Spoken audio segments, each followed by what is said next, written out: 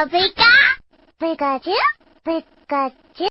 大家好，我是卡皮。本月宝物破晓之夜应该已经大结局了，然而没想到，为了宣传舰队的两个 DLC， 破晓之夜又做出一集，这短短6分钟里可谓是干货满满。丹帝坐在钢铠亚纪念车中，此时从他口中得知，冠军已经是过去式了。也就是说，故事发生在游戏主角击败他之后。丹帝的目的地是凯之孤岛，我们可以看到沙滩上有一只加莱地区样子的呆呆兽在思考着什么，海面上有只巨大的红金王，草地上盾满的师兄赛宝烈用超能力将一个路人训练家抓在空中，看起来是打输了对战想要耍赖。游戏中设定赛宝烈没有当超能力到的训练家，是因为脾气差输不起，每次输了都要用超能力把对方丢在空中。不远处出现一只阿鲁拉地鼠，这一个地鼠训练家跑丢的，还有150只要找。主角帮他找到目标数量地鼠后，就会得到相应的阿鲁拉地区形态宝物。另一边的森林里，剑版的师兄克拉拉在这能够熬出鲫鱼汤的鲫鱼菇菇，但是却只找到一只暴露球菇。山丘上，流氓鳄和宗养狼人因为领地归属问题大打出手，这些宝物永远都是加莱地区没有的。这时，丹帝来到马士德的武馆中，游戏中马士德会告诉主角，之前丹帝也来过这里修行过，因此丹帝也是马士德弟子之一。在这里，马士德和他的夫人还饲养着一只妙蛙种子和一只结灵龟。游戏中，主角可以领一只，还未等大叔休息，武馆后面就产生了巨大的爆炸，就连远处的赛宝烈和克拉拉也听到动静。原来是丹帝喷火龙和马士德师傅鼬在对战。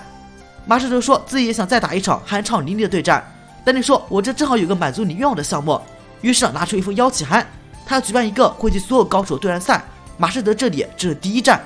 此时一只熊徒弟在暗中观察，看起来主角还没有来到这里，不然这只就是主角的了。接着丹帝邀请加莱地区的各大馆主，还有金迪比特、玛丽、赛宝烈和克拉拉。研究所里，赫普来找索尼娅分析报告，但索尼娅急急忙忙的要前往灌注雪原调查3件事，并交给赫普一封邀请函。明星赛怎么能少了最初的劲敌呢？这一题是赫普在明星赛里会很不要脸的用自己收服的造马人特或者操响是最强的 UNPC。计程车师傅问丹帝下一站是哪，丹帝笑了笑，自然是 DLC 里的第2弹灌注雪原。这时候主视角换成主角，他坐在列车上，旁边有对聒噪妇女。之后主角会和父亲最强工具人皮欧尼组成探险队，去进行主线剧情，找累冠王等神兽。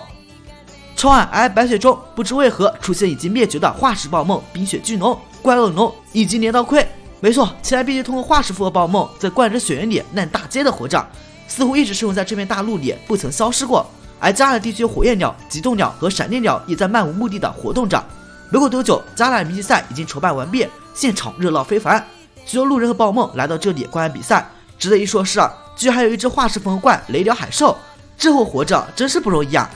接着，随着火主闪耀王牌将烟花一脚踢上空中，在天上爆发出绚丽图案后，比赛开幕了。丹帝在会场中央说着激昂的开场白，除了现场的人，还有许多在电视机前的观众，比如洛兹会长，还有奥利维秘书。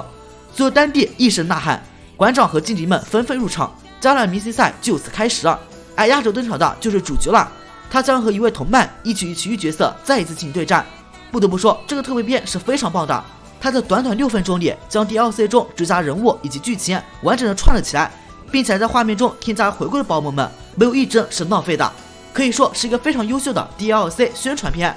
好了，我是卡皮，咱们下期见。